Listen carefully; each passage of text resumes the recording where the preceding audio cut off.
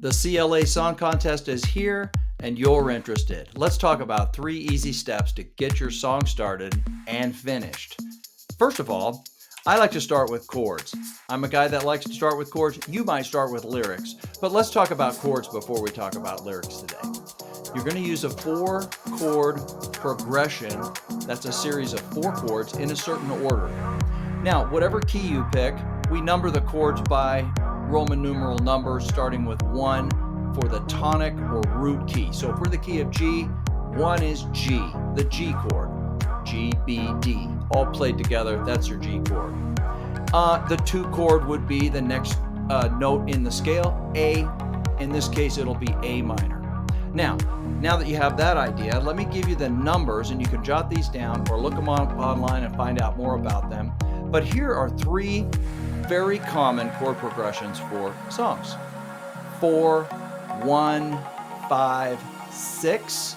So the 4 chord in G is C, the 1 chord is G, the 5 chord is D, and the 6 chord is, did I do this right? E minor, okay? Now, another one would be 1, 5, 6, 4. Hundreds and hundreds of songs use that.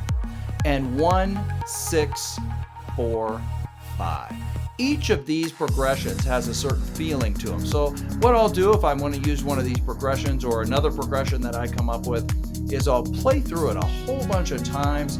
I might play it slower, I might play it faster, I might hold one chord longer than the other chords, and I just experiment around until I really find something I like. While I'm doing that, sometimes I'm thinking about melody. We're going to talk about that in step 3. Step 1 is get your chords. Now, you might use a different set of these chords for the verse, where you're developing your ideas and your lyrics. Each verse develops the idea a little farther.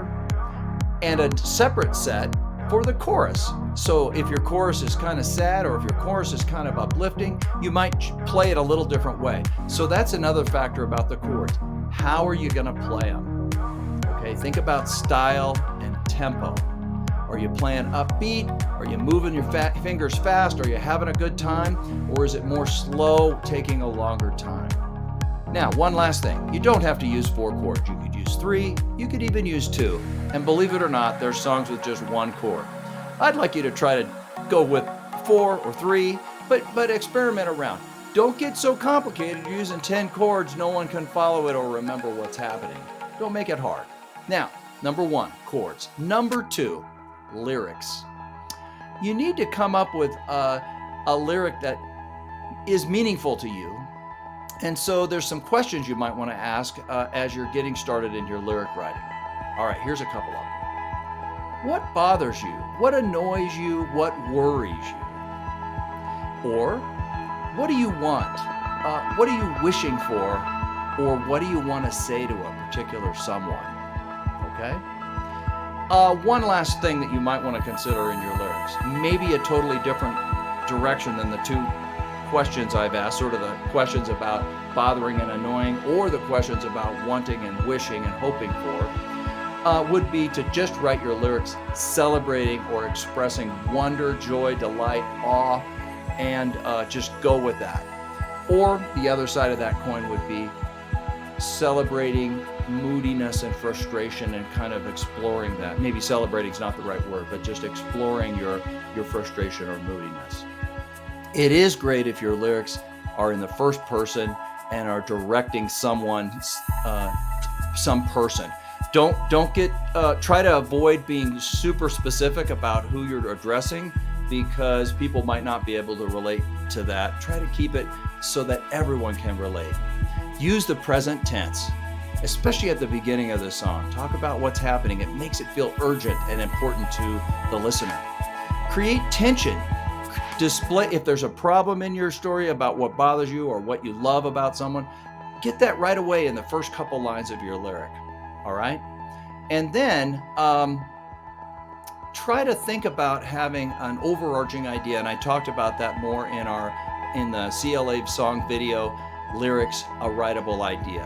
So make sure you have a concept that people can relate to and stick to that theme. All right, so 1 was chords, 2, we just talked about lyrics. You might want to be jotting down lyric ideas all throughout your day, thumbing them into your phone, getting things down.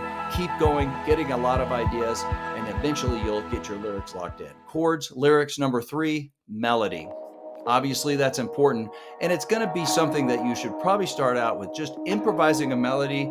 Don't think too hard about it. Don't be trying to figure it out with music theory. Just let your heart express itself. Once you got some lyrics and you're playing your chords, see what comes out naturally and see what feels right. If the song is exciting, your lyrics might be quicker and faster. You might be repeating words. If it's a more melancholy song or about frustration or lost love, it might be slower and take more time. All right? So creating a call and response in your lyrics is a great thing to do. So 2-line things where the melody goes up and then feels like it resolves in the second line. That's a really good thing to do.